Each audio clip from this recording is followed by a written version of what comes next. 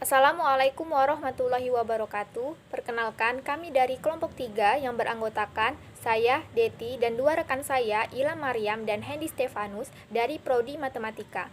Di sini kami akan mempresentasikan hasil penelitian kami yang berjudul Pengaruh Pembelajaran Daring selama masa pandemi COVID-19 terhadap tingkat stres akademik mahasiswa Fakultas Teknik Universitas Bangka Belitung.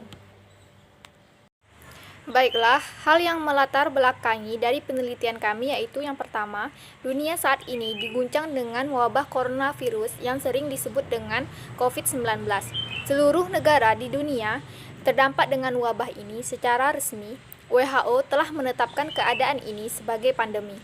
Yang kedua, Kementerian Pendidikan dan Kebudayaan atau Kemendikbud telah mengeluarkan edaran tentang pelaksanaan pembelajaran secara online sebagai upaya pencegahan penyebaran COVID-19. Dengan adanya surat edaran tersebut, semua kegiatan beralih ke pembelajaran secara online, tidak terkecuali pembelajaran di perguruan tinggi. Yang ketiga, adanya surat edaran Rektor UBB mengenai pembelajaran secara daring. Yang keempat, adanya pembelajaran secara daring menyebabkan mahasiswa mengalami berbagai kendala. Kendalanya yaitu seperti sinyal yang kurang mendukung, sebagian mahasiswa kekurangan kuota, banyak gangguan ketika belajar di rumah, mahasiswa merasa kurang fokus belajar tanpa adanya interaksi secara langsung dengan dosen maupun mahasiswa lain. Materi yang disampaikan sulit dipahami, dan kurangnya kesiapan dosen dalam menyiapkan materi. Baiklah, selanjutnya adalah rumusan masalah pada penelitian kami. Yang pertama, kendala apa saja yang dirasakan mahasiswa Fakultas Teknik Universitas Bangka Belitung selama pembelajaran daring?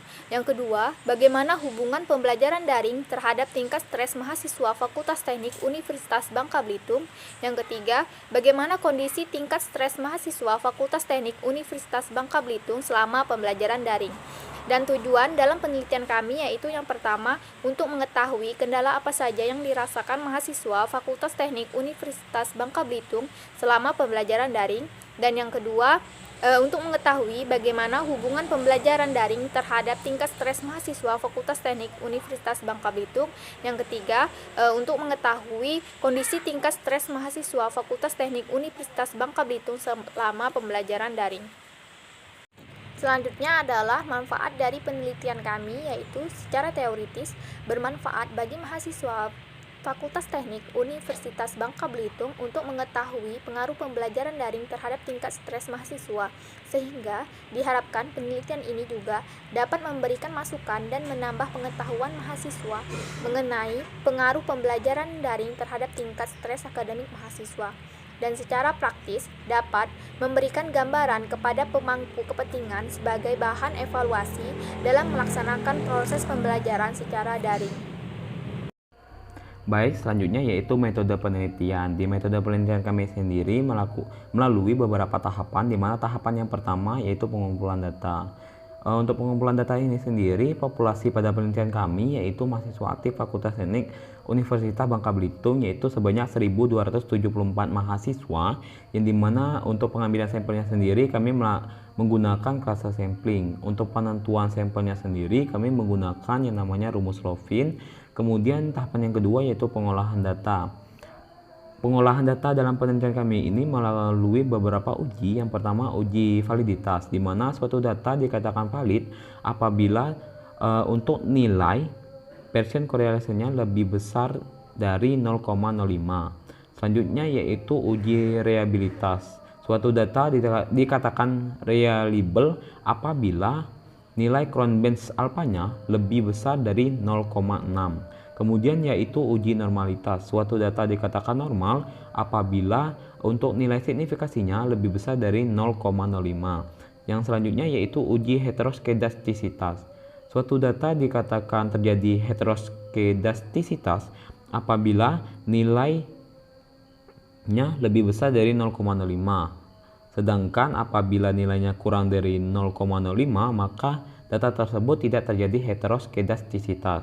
Selanjutnya yaitu uji regresi linear berganda. Di uji regresi linear berganda ini sendiri kami ingin mengetahui apakah terjadi hubungan antara variabel terikat kami dengan indikator pertanyaan yang telah kami tebarkan. Tahapan yang ketiga yaitu penyajian data, di mana dalam penelitian ini kami menggunakan sari numerik dan sari grafik. Alasan kami menggunakan sari numerik yaitu di mana sari numerik ini sendiri dapat digunakan untuk menghitung nilai statistik seperti sekumpulan data, median, dan standar deviasi. Selanjutnya yaitu alur penelitian, di mana alur penelitian kami ini juga melalui beberapa tahapan, di mana tahapan yang pertama yaitu awal, tahapan yang kedua yaitu persiapan instrumen, di mana persiapan instrumen ini kami menyiapkan pertanyaan yang dimana nantinya pertanyaan ini akan kami masukkan ke dalam Google Form, yang dimana Google Form ini sendiri nanti akan kami sebarkan kepada mahasiswa Fakultas Teknik Universitas Bangka Belitung untuk mengisinya. Tahapan yang ketiga yaitu pengumpulan data. Setelah penentuan sampelnya telah terpenuhi, maka pengumpulan datanya akan kami berhentikan. Selanjutnya yaitu input data, di mana setelah datanya telah terkumpul sesuai dengan pencarian sampel kami menggunakan rumus Lovin, nantinya akan kami input data tersebut ke dalam SPSS yang nantinya akan kami olah data tersebut. Tahapan yang kelima yaitu analisis data, di mana analisis data ini kami ingin melihat apakah data kami sudah valid, reliable, normal, terdapat uji heteroskedasitas dan uji regresi linear berganda. Selanjutnya tahapan yang keenam yaitu interpretasi data. Setelah interpretasi data yaitu tahapan terakhir yaitu melalui hasil dan pembahasan. Baiklah, selanjutnya saya akan melanjutkan penjelasan dari tim saya sebelumnya. Nah, pada bagian hasil dan pembahasan ini kami menjelaskan tentang hasil yang kami dapatkan dari kuesioner, kemudian output yang kami dapatkan setelah menginput data menggunakan SPSS. Nah, seperti yang telah diberitahu sebelumnya, bahwa dalam penelitian ini kami menggunakan metode regresi linear berganda. Pertama-tama, kami menganalisis tipe-tipe kuesioner yang telah diisi oleh para responden. Pada gambar 1 itu terdapat gambar di mana menyatakan usia responden. Nah, usia responden yang telah kami dapatkan itu berada di rentang usia 17 tahun sampai dengan 22 tahun dengan besar persentase seperti pada gambar berikut. Kemudian ada gambar 2. Gambar 2 kami kelompokkan berdasarkan jenis kelamin. Nah, untuk sampel itu sendiri kami menggunakan sampel sebanyak 320 mahasiswa yang ada di Fakultas Teknik Universitas Bangka Belitung, di mana dikelompokkan menjadi 7 jurusan.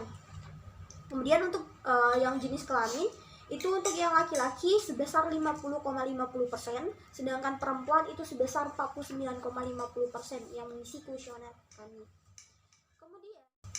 Kemudian kami kelompokkan lagi indikator-indikator kendala yang menghambat proses pembelajaran daring, dipaparkan pada tabel 1. Nah, di situ ada masalah pertama itu jaringan internet atau sinyalnya mungkin agak lemot, itu persentasenya 74,2%. Kemudian yang kedua ada sulit berkonsentrasi dan memahami materi, itu sebesar 71,7%. Kemudian yang ketiga ada kebutuhan kuota internet dengan persentase 51,4%. Kemudian yang keempat itu kurang paham penggunaan media elektronik sebesar 10,5%. Nah, kemudian ada lagi pengelompokan yang kami lakukan pada hasil kuesioner, yaitu pengelompokan jenis metode pembelajaran daring yang diminati oleh mahasiswa.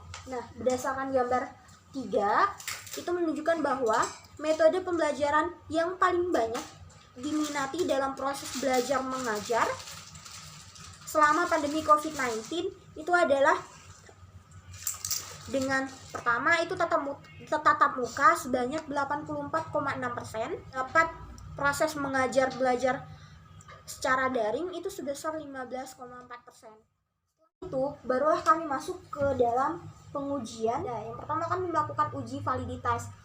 Nah, uji validitas ini di mana semua pertanyaan dalam kuesioner yang telah kami dapatkan Pertama kami lakukan perapian di Excel, kemudian kami input ke dalam SPSS.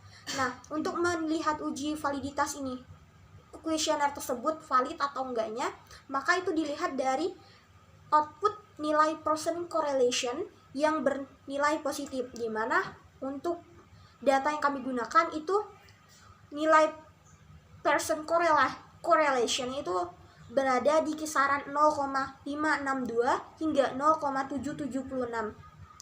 Maaf, 0,776. Jadi minimalnya itu 0,562, nah maksimalnya itu ada 0,776. Di mana dengan seluruh nilai signifikansinya itu lebih dari 0,05. Setelah didapatkan kuesioner tersebut valid, maka langkah selanjutnya itu kami melakukan uji reliabilitas.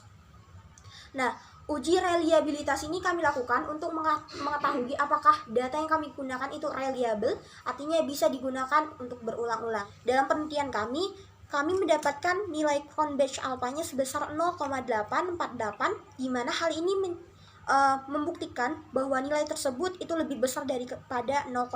Jadi dapat dinyatakan bahwa data yang kami gunakan itu reliable. Nah, kemudian langkah selanjutnya itu dilakukan uji normalitas, bertujuan untuk mengetahui apakah data yang kami gunakan itu normal atau tidak. Nah, untuk melihat data tersebut normal, itu dapat dilihat dari nilai signifikansinya yang harus lebih besar daripada 0,05. Nah, untuk data pada penelitian kami ini, kami mendapatkan nilai signifikansinya itu sebesar 0,59, yang artinya nilai tersebut itu lebih besar daripada 0,05. Nah, jadi dapat dikatakan bahwa data yang kami gunakan itu bersifat normal. Jadi langkah selanjutnya kami adakan uji heterokedastisitas untuk mengetahui bahwa hubungan antara variabel X ada variabel Y. Nah, untuk variabel X yang kami gunakan itu ada 3 variabel X, di mana untuk variabel X1-nya itu ada kuliah, variabel X2-nya itu ada tugas, dan variabel X3-nya itu ada ujian. Uji heterokedastisitas yang kami gunakan di sini itu menggunakan metode Sparman. Nah, hasil signifikansi ketiga variabel tersebut yaitu di mana untuk variabel X1 nilai signifikansinya diperoleh sebesar 0,861, kemudian variabel X2 sebesar 0,527 dan variabel X3 sebesar 0,497. Maka dapat dinyatakan bahwa nilai-nilai tersebut itu lebih dari 0,05. Nah, berarti dalam data yang kami gunakan itu terdapat heterokedastisitas. Kemudian kami lakukan uji regresi linear. Nah, uji regresi linear ini uji regresi linear berganda. Dilakukan inputan, kami mendapatkan koefisien regresi atau beta untuk ketiga variabel independen, yaitu di sini ada variabel X1, X2 dan X3, di mana didapatkan nilai tersebut merupakan bernilai positif. Hal ini berarti pembelajaran daring yang dilaksanakan selama pandemi COVID-19 membuat mahasiswa mengalami stres, sehingga didapatkan juga persamaan regresi linear berganda sebagai berikut. Y sama dengan min 0,496 plus 0,156 X1 plus 0,070 X2 plus 0,156 X3. Selain itu, ditampilkan juga grafik kondisi tingkat stres mahasiswa Fakultas Teknik Universitas Bangka Belitung pada gambar 4. Hasil penelitian ini menunjukkan bahwa terdapat mahasiswa yang mengalami stres ringan, stres sedang, stres berat. Dengan masing-masing persentasenya itu, stres ringan sebanyak 46,12%, stres sedang sebanyak 42,24%, dan stres berat sebanyak 11,64%.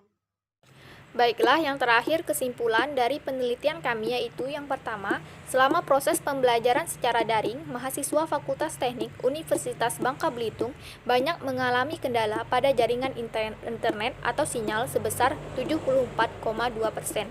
Yang kedua, terdapat pengaruh selama proses pembelajaran secara daring yang paling besar yaitu ujian sebesar 0,159 dibandingkan dengan kuliah dan tugas. Yang ketiga, berdasarkan tingkat stres mahasiswa aktif Fakultas Teknik Universitas Bangka Belitung sebanyak 46,12% cenderung mengalami stres ringan dan 42,24% cenderung mengalami stres sedang. Baiklah, sekian dari presentasi kelompok kami. Mohon maaf jika ada kesalahan kata. Kami akhiri. Wassalamualaikum warahmatullahi wabarakatuh.